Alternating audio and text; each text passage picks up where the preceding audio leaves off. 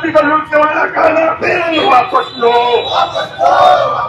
लुटेरा बिल वापस लो। इस तरीके से पूरे देश में वक्फ अमेंडमेंट बिल को लेकर के जो माहौल बने हुए हैं, हालांकि कल जिस तरीके से 288/232 से पारित भी हो चुका है, और अब देखा जाए तो जिस तरीके से एक बड़ा विवाद जो था, उस विवाद का हालांकि सरकार अंत करना चाहती थी, लेकिन कहीं ना कहीं वहां से एक नया विवाद शुरू हो रहा है। और जिस तरीके से मुस्लिम तंजीमों ने इसके खिलाफ जो कहा था कि नहीं ये इस तरह का नहीं होना चाहिए, ये सीधे सीधे जो है कि मुस्लिमों के हकों पे जो है कि एक अधिकार जिस तरीके से था उनके ऊपर हमला किया जा रहा है, वहीं विपक्ष इस बात को कह रहा है कि ये सीधे सीधे जो है कि संविधान पे भी हमला है। अब इसको लेकर के पूरे देश में राजनीति गर्म हो चुकी है। कल जो सदन में पारित हुआ है और पारित होने के बाद अब जिस तरीके से धरना प्रदर्शन का दौर चल रहा है, लगभग देखा जाए तो लगभग हर एक राज्य में, चाहे वो दिल्ली हो, गुजरात हो, उत्तर प्रदेश हो, बंगाल हो, बिहार हो, उड़ीसा हो, लगभग सभी जगह जो है कि प्रोटेस्ट होना शुरू हो गया है, खास करके इस बिल को लेकर के। सीवान में भी अभी आप देख सकते हैं कि लगभग 3-4 जो है कि संगठनों ने मिलकर के आज जो है कि एक प्रदर्शन करने का आह्वान किया गया था, और उसी को लेकर के आज अम्बेडकर पार्क में लगभग सभी लोग जुटे हुए हैं। हमारे साथ सनाउल्लाह खान है, जो कि संविधान बचाओ संघर्ष मोर्चा के सीवान जिला के अध्यक्ष भी हैं, और इनके जो साथ आप देख सकते हैं कि इनके हाथ में जो ये बैनर लगा हुआ है जिस पर लिखा हुआ है कि वक्फ संशोधन बिल वापस लो, मुस्लिम के धार्मिक, ऐतिहासिक और सांस्कृतिक विरासत को हड़पने एवं मिटाने वाले काला बिल वापस लो, रिजेक्ट वक्फ बिल, इस तरह की बातें जो कही जा रही हैं, मैं इन लोगों से समझना चाहता हूं कि आखिर इस बिल में खास करके जो मुस्लिम तंजीम जिस तरीके से ऐतराज जो बता रहे थे, क्या कुछ मामला है, मैं समझना चाहता हूँ। सनाउल्लाह जी, क्या लग रहा है कि जिस तरीके से आप लोगों ने कहा है कि ये मतलब गैर संवैधानिक है, कैसे लग रहा है कि गैर संवैधानिक, जबकि संविधान के तहत इसको लाया गया है? संविधान के तहत कैसे लाया गया, जब हमको बताइए। हम जब सदन में पारित हो गया, जब सांसदों ने इसके ऊपर मोहर लगा दिया, तो जाहिर है कि कहीं ना कहीं एक तरह संविधान के ही दायरे में लिया गया होगा। मतलब ये है कि संख्या बल के आधार पे, संख्या बल, सरकार ये कहना चाहती है कि संख्या बल के आधार पे आज हमारे जो है इबादतगाह को जो है छीनने वाला कानून लाए। कल आप कानून लेके आएंगे कि आपके घर की महिलाएं जो है सड़क पे नहीं निकलेंगी, और निकलेंगी तो जो है दुपट्टा नहीं होगा, कुछ भी बदतमीजी वाला कानून ला लें। तो हो ही गया था मस्जिद पे जो कहा गया था कि आप अपने सर पर नहीं पढ़ सकते हैं। आप जो है कानून लेके आइएगा, हिजाब पे रोक लग रहा है, कल मस्जिद पे रोक लग रहा था, आज मस्जिद के यहाँ खोद रहे हैं, वहाँ खोद रहे हैं। खुदाई करने के बाद एक कानून लेके आ गए कि नहीं सब मस्जिद पे हमारा कब्जा रहेगा, हम जिसको जो चाहेंगे। मस्जिद का मेंबर जो है गैर मुस्लिम रहेगा, क्यों रहेगा भाई? मस्जिद का मेंबर गैर मुस्लिम क्यों रहेगा? मंदिर का मेंबर जो है मुस्लिम क्यों रहेगा? मंदिर के बारे में मुसलमानों को समझ नहीं है, और जो है गैर मुस्लिम को जाहिर सी बात है मस्जिद के बारे में समझ नहीं है। हमारा अपना परेशानी जो है उसको हम बेहतर समझते हैं, आप उसमें कोई इंटरफेयर कीजिएगा। दूसरी बात यह है कि आप कह रहे हैं इस बिल में कि जो प्रॉपर्टी, वक्फ की जो प्रॉपर्टी सरकार के अधीन है, वो सरकार के पास रहेगी, उस पर कोई दावा नहीं कर सकते। क्यों दावा नहीं कर सकते भाई? हमने लूटा है क्या प्रॉपर्टी को? वो प्रॉपर्टी जो है हमारे पूर्वजों ने अपने पास से कटौती करके अपनी खरीदी प्रॉपर्टी को जो है वक्फ किया। किसके लिए? अल्लाह के नाम पे। जब अल्लाह के नाम पर वक्फ कर दिया तो उसके मालिक जो हम खुद भी नहीं है। अगर कौसर भाई कोई प्रॉपर्टी हमारे और आपके पूर्वज ने जो है वक्फ कर दिया है, तो क्या हम उस पर दावा कर सकते हैं? तो जब हम दावा नहीं कर सकते हमारे पूर्वज की जमीन पे, तो सरकार कौन होती है दावा करने वाली? अब वो कौन होता है मालिक बनने वाला? हम इसको कतई बर्दाश्त नहीं करेंगे। इसके लिए जो है बिल्कुल जो है विरोध प्रदर्शन जारी रहेगा। सड़क पे जरूरत हुआ चक्कर जाम, जेल भरो आंदोलन, जो करना होगा करेंगे। संविधान के दायरे में हर संभव जो है विरोध प्रदर्शन करेंगे। हम आपसे फिर बात करेंगे। अभी हमारे साथ जीरादेई के विधायक हैं अमरजीत कुशवाहा, देख सकते हैं ये बैनर बिल्कुल अपने हाथों में, देख सकते हैं कि वक्फ संशोधन बिल वापस लो, वक्फ प्रॉपर्टी को लूटने वाला काला कानून वापस ले लो। विरोध मार्च हो रहा है, आप देख सकते हैं इसमें संविधान की जो है कि एक तरह से एक तस्वीर भी लगा दी गई है, कॉन्स्टिट्यूशन ऑफ इंडिया। अभी हम विधायक जी से बात करेंगे कि क्या आप लोग जिस तरीके से अब कल तो सदन में पारित भी हो गया है, क्या होगा? अब जिस तरीके से मुसलमानों के हकों की बात की जा रही थी, अब कहीं ना कहीं उस पर हकमारी की जा रही है, किस तरीके से अब आप लोग इंसाफ दिला पाएंगे मुसलमानों को? पिछला बिहार विधानसभा का जो अभी जो सत्र खत्म हुआ है, इस सत्र से पहले एक सत्र चला था नवंबर में, उस समय भी हम लोगों ने एक मार्च करते हुए माले के सभी विधायक वक्फ बिल संशोधन बिल का विरोध किया था, खिलाफत किया था, मुखालफत किया था।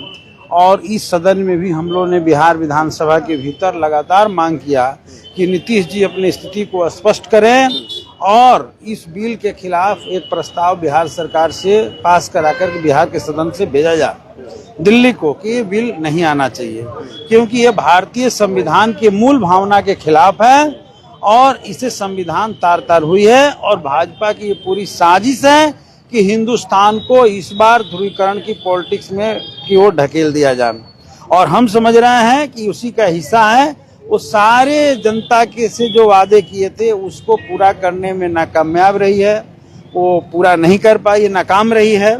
और ऐसी स्थिति में जब जनता उनसे सवाल पूछ रही है तो देश के राजनीति को सांप्रदायिक दिशा में मोड़ने की वो लोग लगातार कोशिश कर रहे हैं, और उसका भी एक हिस्सा है। और साथ ही साथ इस वक्फ की संपत्ति को हड़प करके और देश के कारपोरेट जगत को सौंपने की भी एक कोशिश है, लूटने की कोशिश है। अच्छा, हम एक चीज यहाँ समझना चाहेंगे विधायक जी कि जिस तरीके से कल ललन सिंह जो कि जेडीयू के सांसद हैं, उन्होंने बड़ा ही एक विवादित बयान दिया। उन्होंने कहा है कि जिस भी मतलब जगह जमीन पे वक्फ हाथ रख देता है, कहता है कि मेरा है। क्या ये विवादित नहीं है? कहने का मतलब है कि क्या वो पढ़े लिखे होकर किस बात, अगर इस तरह की बात कर रहे हैं, क्या ऐसा लगता है कि वक्फ कहीं भी किसी भी जमीन को अपना बता देता है, या उसका कुछ तर्क भी रहता है? नहीं, उनका तो पूरे संसद में जो वक्तव्य दी गई वो संविधान के, मैं समझता हूँ कि मूल भावना के खिलाफ था, और ये बहुत ही घटिया किस्म का वक्तव्य था। मैं कह रहा हूँ कि इस मुल्क के भीतर संविधान के आर्टिकल ही इजाजत देता है कि आपको किसी हर धर्म को समान रूप से देखा जाना चाहिए, और सबकी स्वतंत्रता है, सबको बराबरी का हक है।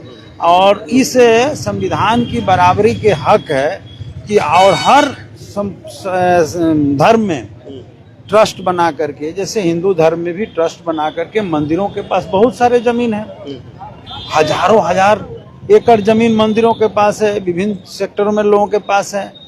तो हम समझ रहे हैं कि इन सब पर कब्जा करके सरकार क्यों नहीं, सब पर कार्रवाई तो नहीं कर रही है, लेकिन केवल वक्फ की संपत्ति पर जो कब्जा करने की जो कोशिश की जा रही है संशोधन बिल ला करके, इससे साफ दिखता है कि इस पर अटैक करेंगे तो देश के अंदर ध्रुवीकरण होगा। और ये पूरी तौर पे ध्रुवीकरण की पॉलिटिक्स है, लूटने की पॉलिटिक्स है। और ललन सिंह के बयान बिल्कुल गलत है, और इस पर स्पष्टीकरण नीतीश कुमार जी को देना चाहिए, क्योंकि उनके पार्टी के वो सांसद हैं। आगे क्या होगा? अगर अब तो चूंकि पारित भी हो गया है, तो जिस तरीके से धरना प्रदर्शन हो रहा है, इससे क्या कुछ फायदा होने वाला होगा? जो चीज हो जाता है वही रुक जाता है। हिंदुस्तान की जनता ना मालिक है, जनता के अंदर वो ताकत है कि अर्श से पर्श और फर्श से अर्श पर लाती है, अर्श से फर्श पर पहुंचाती है, सब जगह पहुंचाती है। जो लोग ये कर रहे हैं उनको आने वाले दिनों में जनता जवाब देगी।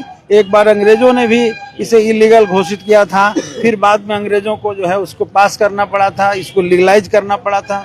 और उस समय से, ये दिल्ली सल्तनत के जमाने से ये जो है वह चला रहा है। ये लोग अपनी संपत्ति दान किए हुए हैं सामाजिक कार्यों के लिए, हजारों साल ये जो है मंदिरों में, मस्जिदों में, मदरसों में, गरीबों के सेवा में इसकी संपत्ति जो है खर्च होती है। और उस तरीके से सारे धर्म के पास अपना अपना ट्रस्ट होता है, वो अपना खर्च करते हैं। तो उस संपत्ति को हड़पने की सरकार की, उसमें तो हस्तक्षेप ही नहीं करना चाहिए।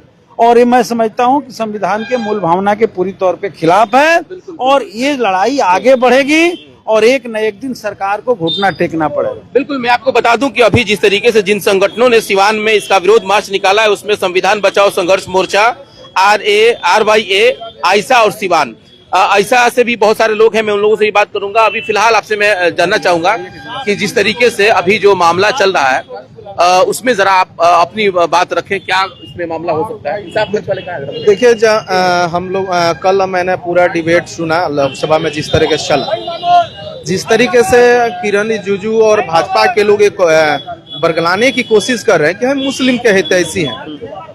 क्योंकि अब देखा जाए भाजपा का तो 230 सांसद हैं पूरे देश में उनके, लेकिन उसमें से एक भी मुस्लिम सांसद नहीं है।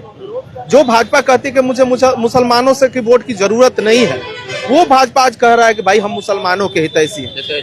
इसी तरीके से देश के किसानों के बारे में जब 3 कानून लाया गया था, तो किसानों ने इसका विरोध किया, कहा कि भाई किसानों के हितैषी होने की जरूरत नहीं है। आज देश के नौजवान भी कर रहे हैं भाई कि आप नौजवानों की हितैषी मत होइए, किसानों की हितैषी मत होइए। आज बोर्ड के माध्यम से, बिल के माध्यम से जब मुसलमानों की हितैषी, तो पूरे देश के मुसलमान भी कह रहे हैं कि हमारी हितैषी होने की जरूरत है।